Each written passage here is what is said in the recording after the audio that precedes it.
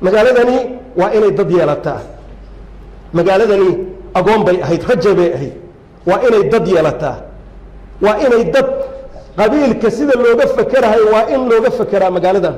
qabiil waddankeenu burburiyey bulshadeenu kala daadiyey bulshadeenu kala diray bulshadeenu isku diray bulshadeenu isku laayay ilmo badan buu agoontinimay haween badanna wuxuu ka dhigay rag la'aan buu ka dhigay qabiil qarnigii 21aad qabiil kuma shaqayn karayno dawladna qabiil kuma shaqayn karayso qabiil meel u nagaarsiinayo ma jirto qabiilka in la isku garto ayaa loo sameeyay hebel oo oday hebel dhalaan ahay bas in la isku garto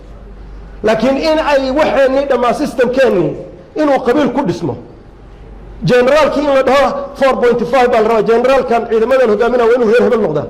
ee markaas laba alif le ayaa generaal laga dhigaya si uu reer hebel loo raali geliyo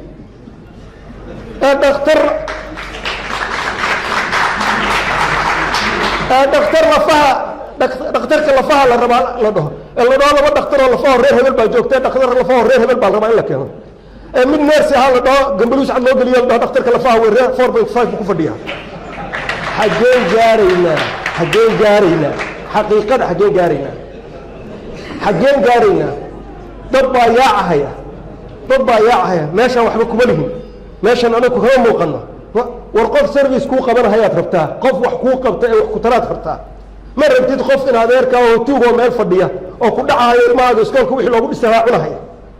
qof ma rabtid isbitaalka wixii lagu dhisi lahaa isagu cunahayo guryo ku dhisanayo ma guryuhu wax kaa siinaya biladimi uu dhistami wax kaa siinahaya waxba kaama siinahay waxaa kuu daran qof ammaano leh oo kuu dhisayo iskuulaadkii kuu dhisayo dariiqyadii kuu dhisayo oo isbitaalaadkii kuu dhisayo oo biyihii kuu dhisayo korontadii kuu dhisayo ayaad u baahanta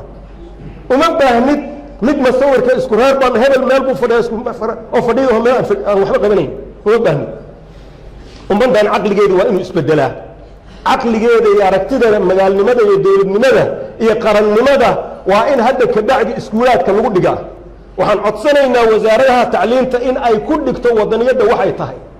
waddanka wuxuu yahay qarannimada waxay tahay dowladnimada waxay tahay mas-uuliyadda waxay tahay haddayna dadka mas-uuliyadda garanaynin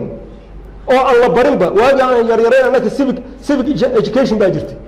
waanala beri jir roolka aan leenahay waajibaadka na saaran iyo maaragtay xuquuqda aan leenahay ma jirto hadda